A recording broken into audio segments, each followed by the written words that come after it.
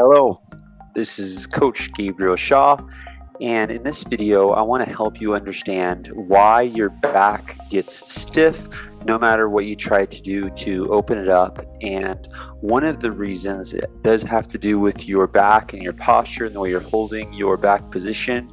But the primary cause, the root cause of your back stiffness is going to come down to your breathing. So I'm going to go ahead and explain this now. What you can see here is you can see the diaphragm in this drawing. You can see this large muscle here that comes down, and it's a little bit inflated. So if you can see it inflates underneath.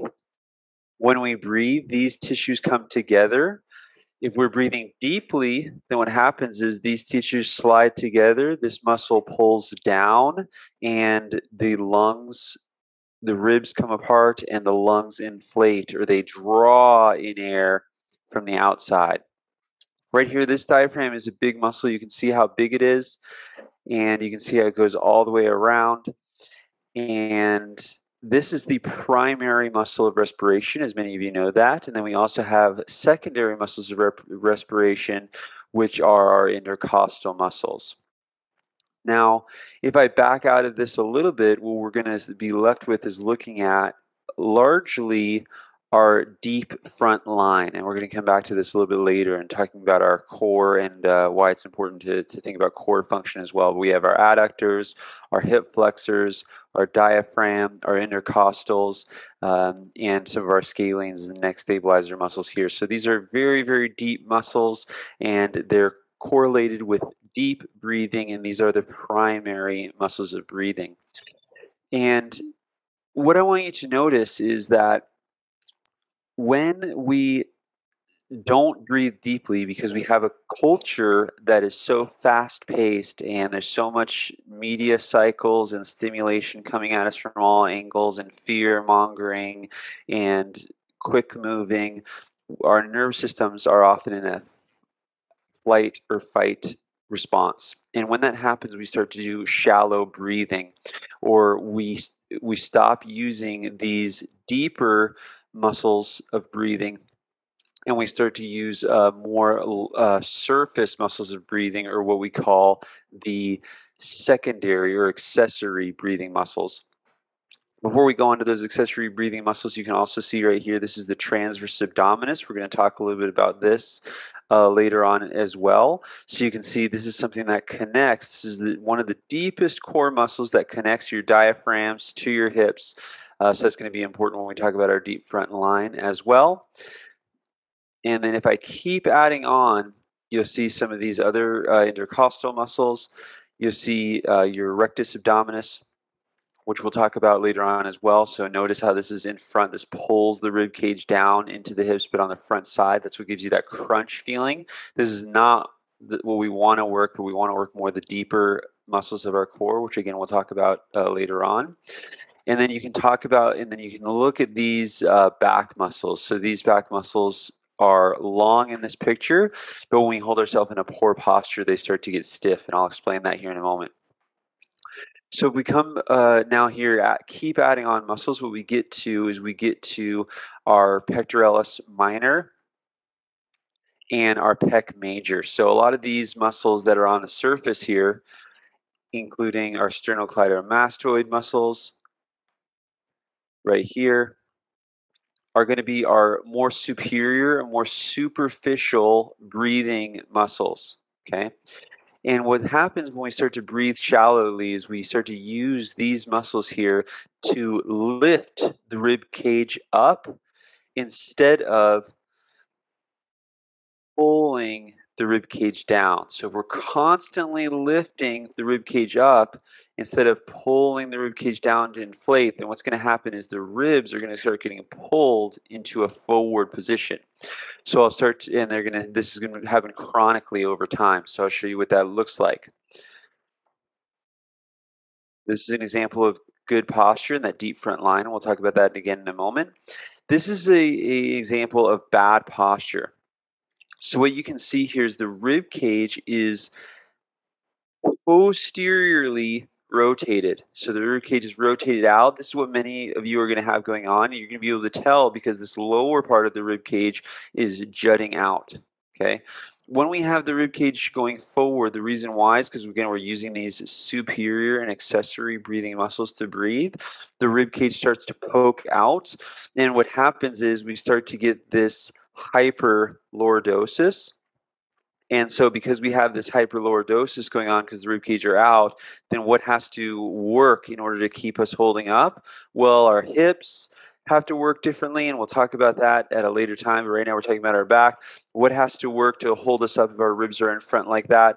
Again, if we come back to these long back muscles that have to work to keep us erect. So this is what many of you have going on, is we have an anterior pelvic tilt, a posterior rib tilt with rib flare, and then because our ribs are tilted this way, what has to happen for us to keep going is our head has to come forward. And so this is going to result in a lot of really poor habits of posture, and it's going to result in a very, very stiff mid-back here, a mid-back that's not used to moving.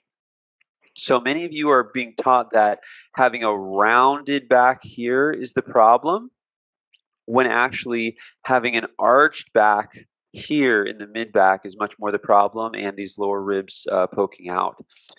So if you can go back to our diaphragm of a good posture here, what you can see is that actually this area in the back is still nice and round. As a matter of fact, this is less extended, starts to round up a little bit more through the mid back.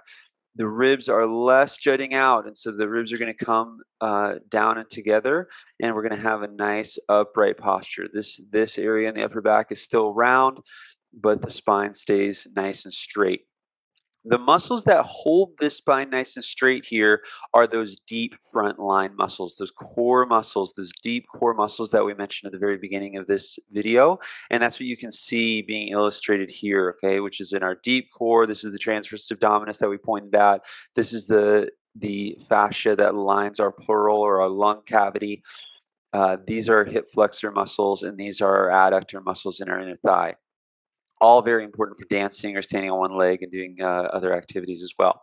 So what happens when we start to have this posture going on from that poor breathing is we sever the connection. You can see a severing here of what happens. There's a severing between the upper part of our deep front line and the lower part of our deep front line.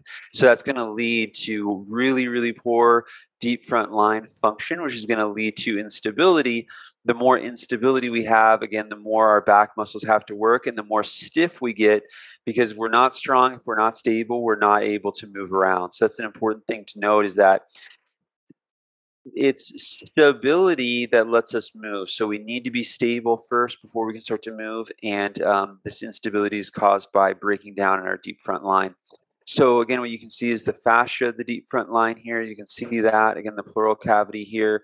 These are hip flexors coming in through our posterior core muscles, in through our diaphragm all the way around, in through our pleural cavity, and then up through those sternocleidomastoids. So what we want to do is we want to start to reintegrate the deep front line, which also has to do with that transverse abdominis that we talked about before, and using that to stabilize.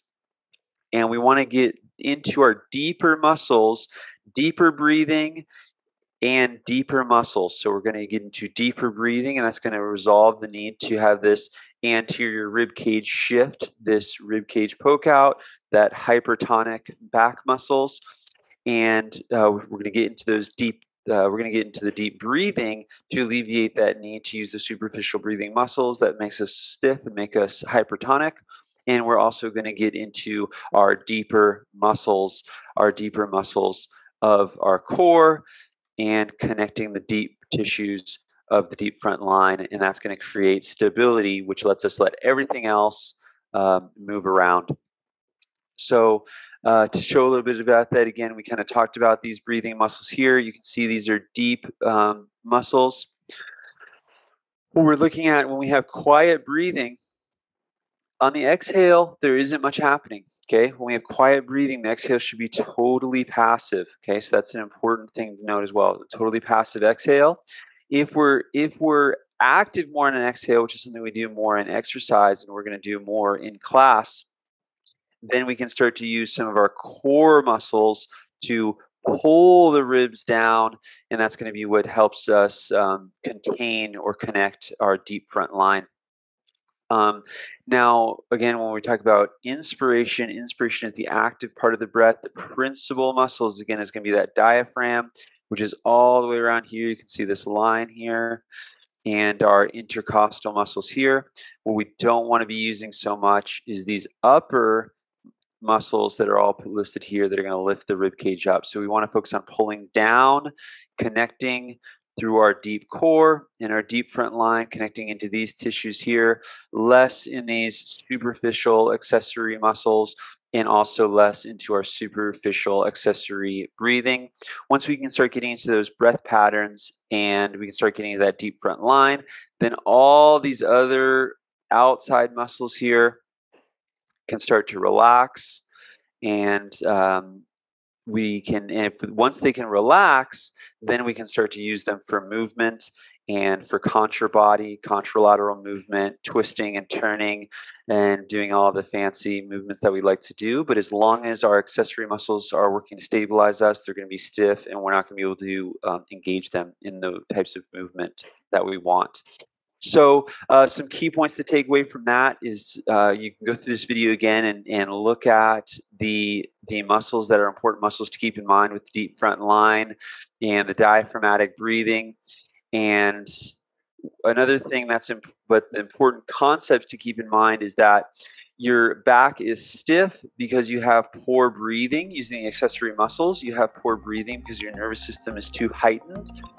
And deepening the breathing using those more primary breathing muscles can actually help you to calm your nervous system, alleviate those needs for using the superficial muscles, get back into those deep muscles to reintegrate your deep front line, and that's going to help your back and so many other parts of your tissues become less stiff.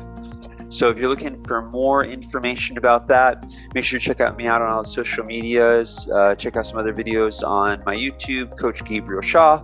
And if you have any questions for future videos or anything else I can do to help you out with this, then just shoot me a message, drop me a comment, and let me know. Look forward to working with you in class. Take care.